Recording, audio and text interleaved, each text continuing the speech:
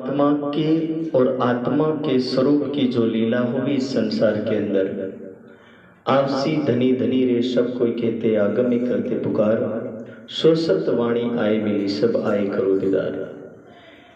कि परब्रह्म इस दुनिया में आने वाले थे, वो टाइम जो लिखा था कि कब किस टाइम आएंगे, तो उसका टाइम जो लिखा था, मही तले मलिच्छानाम राज्यवंश परवर्तते परस्परि विरोधे च औरंगाख्य भविष्यता, कि धरती पर औरंगजेब का शासन होगा। और उस समय हिंदू और मुसलमान में लड़ाइयाँ चल रही होगी, हिंदुओं के मंदिर टूट रहे होंगे, और उस समय परब्रह्म सच्चिदानंद इस दुनिया में आएंगे। तो इस दुनिया में आने के बाद वो क्या करेंगे, तो किसी शास्त्र में लिखा है मुक्तिदा सर्वलोकानां भविता भरता जरे, कि वो अखंड मुक्ति देने आएंगे। अखंड मुक्ति देने का तात्पर्य कि दुनिया में 4 प्रकार की मुक्ति पहले से चल रही है, जो सालोक्य, सामीप्य, सायुज्य और सारूप्य। चारों मुक्तियां कहाँ कहाँ मिलती है, तो किसी को स्वर्ग में मिलती है, किसी को वैकुंठ में मिलती है, किसी को जनलोक में मिलती है, किसी को तपलोक में मिलती है, और कोई पितरलोक में जाता है। जितने भी इष्ट भगवान, देव देवी देवता हैं, ये चारों मुक्तियों के ही बंधन में होते हैं। और चारों मुक्तियां किसके बंधन में? ब्रह्मांड के बंधन में। जब तक ब्रह्मांड तब तक ये मुक्तियां, पर जिस समय ये ब्रह्मांड पूरा हो जाएगा तो उस समय ये मुक्ति भी पूरी हो जाएगी। ना मुक्ति रहेगी ना ब्रह्मांड रहेगा। जैसे कहते ना कि 1 साल की स्कीम निकली है, आपको जो लेना ले लो। तो 1 साल की स्कीम में जैसा आपको उचित लगता है उतना ले लेता है व्यक्ति, फिर उसके बाद फिर से उसको रिचार्ज करवाओ। तो इसी प्रकार इस दुनिया के अंदर जब तक दुनिया है तब तक का ये नियम है कि सालों के सामीप्य, सायुज्य और सारूप्य मुक्ति मिलेगी।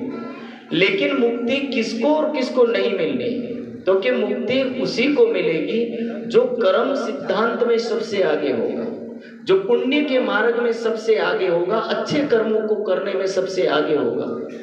लेकिन जिसके कर्म बेकार है, जो एकदम दुष्ट प्रवृत्ति का है, जो पाप कर्म ज्यादातर करता है, ऐसे व्यक्ति को नरक के अलावा दूसरा कोई मार्ग नहीं है। इसलिए मनुष्य पुण्य कर्म की अपेक्षा पाप कर्म की तरफ ज्यादा जाता है। और कुछ ऐसे भी है, ना पुण्य कर्म करते ना पाप कर्म करते, वो बीच में लटके ले रहते हैं। तो इसीलिए ना पुण्य कर्म ना पाप कर्म, ऐसा व्यक्ति धरती पर ही गोल गोल घूमेगा, वो कहीं जाने वाला नहीं है।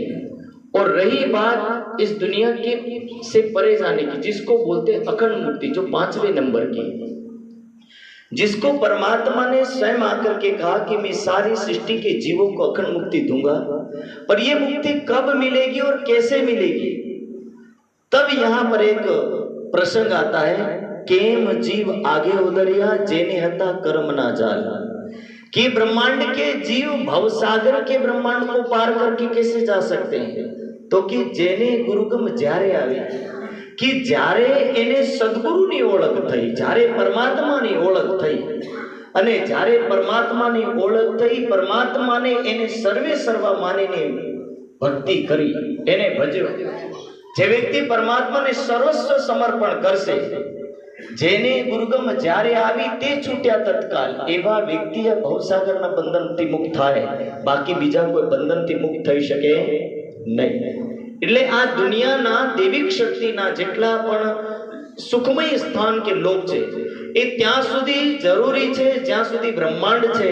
પણ જ્યારે ભાગવતનું વર્ણન લખ્યું છે, ભાગવત લખે છે કે જ્યારે મહાપ્રલય આવશે ત્યારે ના સ્વર્ગ રહે, ના વૈકુંઠ રહે, ના આ દુનિયાનો કોઈ સુખમય લોક રહેશે।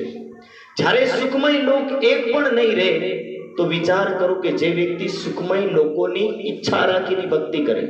અત્યારે લોકો જ્યારે જ્યારે કોઈ મરી જાય ત્યારે એક જ વાત દોહરાવે, પંડિતજી બોલાવે, પંડિતજી બોલાવીને કે મહારાજ ગમે તે થાય, બસ અમારા લોકોને તમે સ્વર્ગ મોકલી આપો। એ સ્વર્ગ જાય કે નહીં જાય, પણ એની મનની અંદર ઈચ્છા થઈ ગઈ કે મારા વ્યક્તિને તમે સ્વર્ગ મોકલી આપો। અરે સ્વર્ગના દેવના નામથી તમે જિંદગીમાં એક ફૂલ નહીં ચડાવ્યું હોય જિંદગીમાં એના નામનો મંત્ર નહીં જપ્યો, આજીવન તમે જય માતાજી બોલતા, આજીવન તમે જય શ્રી રામ બોલતા, કભી તમે જિંદગીમાં આવો જયકાર સાંભળ્યો? જય શ્રી ઇન્દ્ર, જય શ્રી ઇન્દ્ર ભગવાન, આવો કોઈ જયકાર સાંભળ્યો? કોઈ દિવસ નહીં સાંભળ્યો. જબ તમે એનો જયકારો નહીં બોલો, નહીં એના નામનું નારિયેળ ફોડો, નહીં એમના નામનું ફૂલ ચડાવો, નહીં પુષ્પ ચડાવો, નહીં અર્પણ કરો, અને મર્યા પછી જાવું કઈ? સ્વર્ગ. અને સ્વર્ગનો માલિક કોણ? હવે તમે વિચાર કરો કે જેનો માલિક ઇન્દ્ર છે, એના નામની દુનિયામાં કોઈ પૂજા પાઠ કરવા તૈયાર થતું નથી, પણ મર્યા પછી જાવું તો ઇન્દ્રના લોકમાં તો કઈ રીતે જઈ શકે? ભગવાન શ્રી કૃષ્ણ ગીતામાં કહે છે, યમ યમ સ્મરમ ભાવમ ત્યજેતિ કલેવરમ તમ તમ એવ સદા કોન્તે સદા તદ ભાવ ભાવિત, કે જેણે જે ભગવાનની ભક્તિ કરી એના ભગવાનના ઘરમાં જાય, બીજા ભગવાનના ઘરમાં જઈ શકે નહીં. જબ બીજા ભગવાનના ઘરમાં નહીં જઈ શકે તો ઇન્દ્રના ઘરમાં કઈ રીતે જવાય? વિચારવા જેવી વસ્તુ છે. આપણા વાળા પણ ઘણા એવું વિચારે, અરે આ વાણી પધરાવીને કઈ પારાયણ કરો, હવન કરાવતો કે नहीं कहवा जेवू छे, पण कहूं छूं घणा एवा करे छे એટલે कहूं छूं. दोस्त, ये बात अधिकतर लोगों को अच्छी नहीं लगती कि बार बार ये शब्द क्यों दोहराते हैं, पर वाणी में ये लिखा कि जब तक कोई आत्मा हो और उनको सही सत्य ज्ञान नहीं बताया जाए तो वो ज्ञान देने वाला भी दोषी है, और यदि कोई वक्ता दोष को धारण करता है तो वो वक्ता नहीं आने. नास्ति सभा यत्र नासंति सत्यम, कि वे सभा सभा નથી જ્યાં સત્ય નથી, અને એ સત્ય નથી જ્યાં પરમાત્મા નથી. એટલે વિચારે કદમ ભરવા. એટલે વાસ્તવિકતા એ છે, મર્યા પછી આપણા લોકો પણ ઘણીવાર કહેવા જેવું નથી, પણ 12 દિવસ નહીં ત્યાં સુધી ના જાણે એને ભોજન ચડાવે, ખબર નહીં દીવો બાળે, દહ બધી વાતો ચાલતી હોય, પણ હકીકત આ બધું કરવા જેવું છે. કોને ખવડાવો તમે? પરમધામમાં જયેલી આત્માને કઈ વસ્તુને ખવડાવવા માંગો છો? આ શરીરને જેને બાળી એને ખવડાવવા માંગો છો કે જે ગઈ છે એને ખવડાવવા માંગો છો? પરમધામમાં તો દુનિયાનો પણ જઈ શકે? એ તો વાણી કહે છે કે ભાઈ પરમધામમાં દુનિયાની એક પણ વસ્તુ નથી જતી. કાલ આવત કબુ બ્રહ્મ ભવન में, तुम क्यों ना विचारो भाई કે પરમાત્માના ઘરમાં આ કાળ નામની વસ્તુ, સંસારની વસ્તુ, એક પણ વસ્તુ પ્રવેશ કરતી નથી. તો અહીંયાથી લોકો કોને ખવડાવવા માટે 3 દિવસ 4 દિવસ 12માની દિવસે પિંડદાન થાય ત્યારે ના જાણે કોઈ દૂધ ચડાવે, કોઈના નામની ખીર ચડાવે, ને ના જાણે પિંડદાનના નામથી અનેકો કર્મકાંડ થતા હોય. કે કોને પિંડદાન? આત્માનું પિંડદાન, શરીરની પિંડદાન, કે કોના માટે પિંડદાન? હું તો ઘણી વાર કહું, પિંડદાનનો મતલબ પિંડ યાને શરીર, અને શરીર દાન કરવું એટલે કોને દાન કરવું? કન્યાદાન એટલે શું કહેવાય? વરની કન્યા સોંપી, એનું શું નામ પડ્યું? કન્યાદાન. કન્યા અર્પણ અધિકતર ને કન્યાદાન એટલે કન્યાને વરને સોંપી દીધી. પણ આ પિંડદાન કોની સોંપી રહ્યા? ભગવાનને સોંપી રહ્યા, પરમાત્માને સોંપી રહ્યા, આત્માને સોંપી રહ્યા. કોની સોંપી રહ્યા?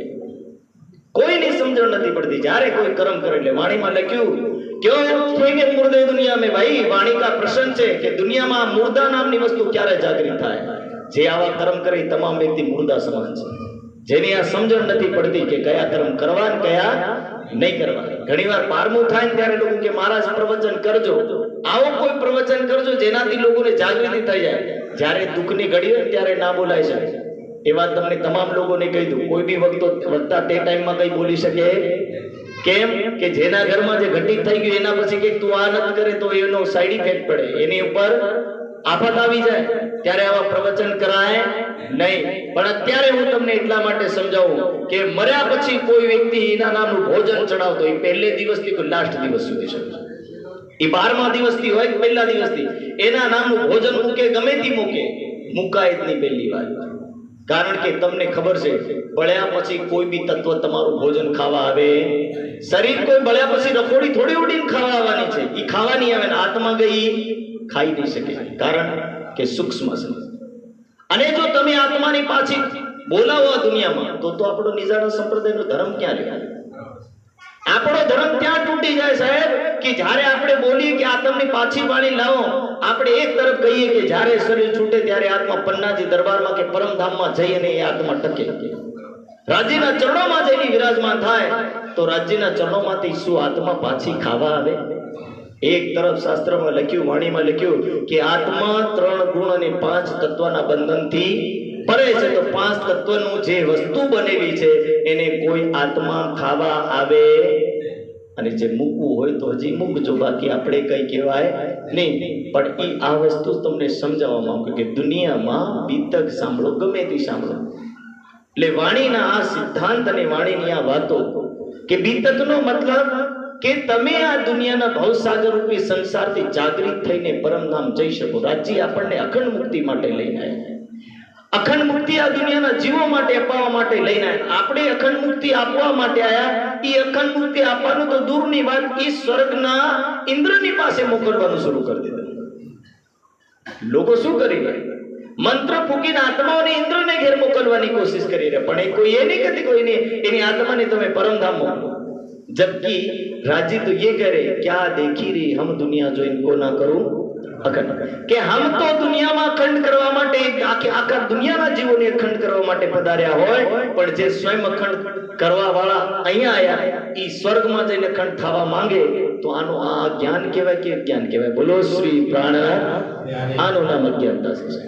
એટલે ઈ અજ્ઞાનતાને છોડવું અને અજ્ઞાનતાની છોડી અને વાણીના પ્રસંગમાં લખ્યું ક્यों मुर्दे उठेंगे कयामत के समय, કે જેટલી અજ્ઞાનતાની રાહો છે, જેટલા કુકર્મો છે, જેટલા અંધવિશ્વાસો છે, એ તમામ અંધવિશ્વાસોને છોડી જે વ્યક્તિ જ્ઞાનના માર્ગ ઉપર ચડશે એ જ વ્યક્તિ આના ભવસાગરને પાર કરીને પરમાત્માના ચરણોમાં જાગૃત થશે. અને જે વ્યક્તિ આવા કોઈ કર્મ નથી કરતો, શરીરના બંધનમાં નથી રહેવા માંગતો, એ જ વ્યક્તિ ભવસાગરથી પાર થઈ શકે. એટલે આ અંતિમ સમય અને બીતકનો પ્રસંગ એટલે કે આત્માની પરમાત્માની લીલાનું વર્ણન. બીતક બીજું કઈ છે નથી, આત્માની પરમાત્માની લીલાનું વર્ણન છે. જેમ બ્રજમાં ગયું સુખવ્યાસ કહે ભાગવત ને પ્રેમના ત્રિગુણ પાસ, કે ભાઈ આ સુખદેવી ભાગવતમાં શું લખ્યું? તો કે ખાલી એટલી જ વસ્તુ લખી છે, આત્માની પરમાત્માના પ્રેમ અને આનંદમય લીલાનું વર્ણન કર્યું છે, બીજું કઈ વર્ણન કર્યું નથી. એવી રીતે બીતકમાં શું લખ્યું? તો કે આત્મા ને પરમાત્માનું આ દુનિયાની અંદર આવવાના સમયનું જે કઈ લીલા, એ લીલાનો ઉલ્લેખ કરેલો છે. અને એ લીલાને જે કઈ સાંભળશે કથા યોગેન તાન સર્વાન પૂજિષ્યતિ માનવા, કે જે વ્યક્તિ આની કથાને સાંભળશે, આના પ્રવચનને સાંભળશે, જીવ સૃષ્ટિ પુષ્પ સમુદ્ર, કે એવા દુનિયાના જીવો આના પ્રવચનને સાંભળીને ભવસાગરથી પાર થશે. તો આ જ્ઞાન દુનિયાના જીવોને ભવસાગરથી પાર લઈ જવા માટે બન્યું છે. પણ જે વ્યક્તિ મહિના સુધી બીતક સાંભળતો હોય, જે વ્યક્તિ બે મહિના સુધી બીતક સાંભળતો હોય, પણ વળી પાછો પંડિતજીને બોલાવીને કે ના મારે આની આત્માને સ્વર્ગ મોકલવી છે, તો એનું થાય શું છે? બોલો શ્રી પ્રાણનાથ. એટલે આવી લીલા છે. બીતક સાંભળવું, જાગૃત થઈને સાંભળવું. આજની આ વાણી, આજનો આ પ્રસંગ, તમામ સુંદર સાથની આ બ્રહ્મવાણીના આ બીતક સાહેબના પ્રસંગોને સમજીને આત્માના માર્ગને એકદમ સમજીને જ્યારે આપણે આ આત્માને પરમાત્માના ચરણોમાં લઈ જઈશું ત્યારે આપણી ભક્તિ વાસ્તવમાં કહેવાશે અને વાસ્તવમાં આપણે જાગૃત કહેવાશું. વરના હર જગ બીતક સાંભળશું, કરમ તેના તે રહેશે, તો કોઈ પરિવર્તન કહેવાય નહીં. બોલો શ્રી પ્રાણનાથ.